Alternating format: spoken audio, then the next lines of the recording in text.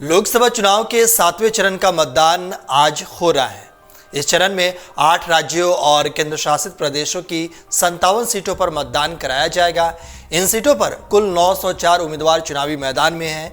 जिन सीटों पर मतदान होना है उनमें प्रधानमंत्री नरेंद्र मोदी, अभिनेता कंगना रनौत, टीएमसी महासचिव अभिषेक बनर्जी, पंजाब के पूर्व मुख्यमंत्री चरणजीत सिंह चन्नी और भोजपुरी कलाकार पवन सिंह की भी सीटें शामिल हैं। और आज इन सीटों पर मतदान फिलहाल जारी है। अब आइए इन सीटों पर एक एक के बारे में विस्तार से जान लेते हैं कि क्या है समीकरण यहाँ का और कैसे यहाँ पर किस पार्टी का दबदबा रहा है। सबसे पहले बात करते हैं वाराणसी लोकसभा सीट की। उत्तर प्रदेश की वाराणसी लोकसभा सीट इस चुनाव की सबसे चर्चित सीट है, क्योंकि प्रधानमंत्री नरेंद्र मोदी तीसरी बार यहां से भाजपा के उम्मीदवार हैं। कांग्रेस ने अपने प्रदेश अध्यक्ष अजय राय को एक बार फिर चुनावी मैदान में उतारा है। वहीं बसपा ने अतहर जमाल लारी को अपना चेहरा बनाया है। साल 2019 के लोकसभा चुनाव में भाजपा की तरफ से प्रधानमंत्री नरेंद्र मोदी उतरे थे। उनके सामने कांग्रेस ने अजय राय और सपा ने शालिनी यादव को उतारा था। नतीजे भाजपा के पक्ष में रहे और यहां प्रधानमंत्री ने सपा की शालिनी यादव को 4,79,505 मतों से बड़े अंतर से शिकस्त दी थी। इस चुनाव में नरेंद्र मोदी को 6,74,664 वोट मिले। सपा उम्मीदवार शालिनी को 1,95,159 और कांग्रेस के अजय राय को 1,52,548 वोट मिले थे। पिछले चुनाव में वाराणसी में कुल 57.13% लोगों ने मतदान किया था। अब अगली सीट की बात करते हैं। अगली सीट है हमीरपुर लोकसभा सीट। हिमाचल प्रदेश की हमीरपुर लोकसभा सीट भी काफ़ी खास है। यहाँ से केंद्रीय मंत्री अनुराग ठाकुर 5वीं बार अपना भाग्य आजमा रहे हैं। वो मोदी सरकार में अभी खेल युवा मंत्रालयों के मंत्री और सूचना और प्रसारण मंत्री हैं। अनुराग ठाकुर हिमाचल प्रदेश के मुख्यमंत्री रहे प्रेम कुमार धूमल के बेटे हैं। इस चुनाव में उनके सामने कांग्रेस ने पूर्व विधायक सतपाल रायजादा को मैदान में उतारा है। वहीं बसपा ने हेमराज को प्रत्याशी बनाया है। साल 2019 में हमीरपुर सीट पर भाजपा के अनुराग ठाकुर को सफलता मिली थी। बीते चुनाव में यहां 72.83% लोगों ने अपने मताधिकार का इस्तेमाल किया था। अब अगली सीट है मंडी सीट।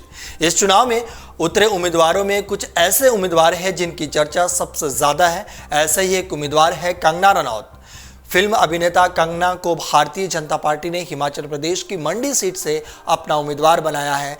विक्रमादित्य सिंह यहां से कांग्रेस के उम्मीदवार हैं। विधायक विक्रमादित्य सिंह मंडी से मौजूदा कांग्रेस सांसद प्रतिभा सिंह के बेटे हैं।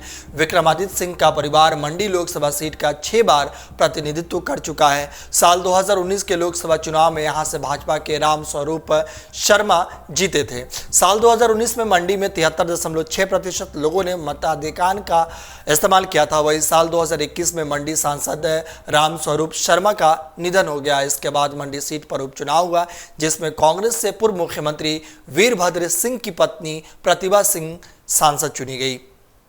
अब अगली सीट है गोरखपुर सीट। 7वें चरण में उत्तर प्रदेश की चर्चित सीटों में शुमार गोरखपुर में भी वोटिंग होगी। यहाँ से भोजपुरी अभिनेता रवि किशन भाजपा के टिकट पर फिर चुनाव लड़ रहे हैं। इस सीट से वो मौजूदा सांसद भी है। गोरखपुर वही सीट है जहाँ से उत्तर प्रदेश के मौजूदा मुख्यमंत्री योगी आदित्यनाथ सांसद हुआ करते थे। यहाँ की राजनीति में गोरक्षपीठ का काफ़ी असर होता है। इस अहम सीट पर लड़ाई 2 फिल्मी चेहरों के बीच है। रवि किशन के सामने सपा की काजल निषाद चुनाव लड़ रही है, जो खुद भी भोजपुरी कलाकार हैं। इसके अलावा बसपा ने जावेद सिमनानी को मैदान में उतारा है। पिछले साल चुनाव में गोरखपुर में 59.81% लोगों ने मतदान का इस्तेमाल किया था। अब अगली सीट बात करते हैं पाटलिपुत्र लोकसभा सीट की। दिल्ली की सत्ता में अहम भूमिका निभाने वाले बिहार की कई सीटों पर दिलचस्प मुकाबला होने की उम्मीद है। इनमें से एक है बिहार की पाटलिपुत्र लोकसभा सीट। इस सीट पर लालू यादव की बेटी मीसा भारती किस्मत आजमा रही है। अगली सीट है पटना साहिब लोकसभा सीट। बिहार की पटना साहिब लोकसभा सीट काफी चर्चा में है। इस बार यहां से वर्तमान सांसद और पूर्व केंद्रीय मंत्री रविशंकर प्रसाद भाजपा की टिकट पर चुनाव लड़ रहे हैं। वहीं कांग्रेस ने पूर्व लोकसभा अध्यक्ष मीरा कुमार के बेटे अंशुल अभिजीत को टिकट दिया है। बीते चुनाव में पटना साहिब पर 45.8% मतदान दर्ज किया गया था। तो इस तरीके से आपको हमने बताया कि कौन कौन से सीट है जो काफ़ी हॉट सीट बनी हुई है और इन सीटों पे आज कई दिग्गज नेताओं की किस्मत ईवीएम में कैद हो जाएगी और इन्हीं 7वें चरण की यानी आखिरी चरण के मतदान अभी आज शुरू हुए। एग्जिट पोल 2024 1 जून शाम 6 बजे से, लोकसभा चुनाव के नतीजे 4 जून सुबह 7 बजे से। देखिए चुनाव नतीजों से जुड़ी हर खबर सबसे पहले, सबसे सटीक, केवल अमर उजाला पर, amarujala.com।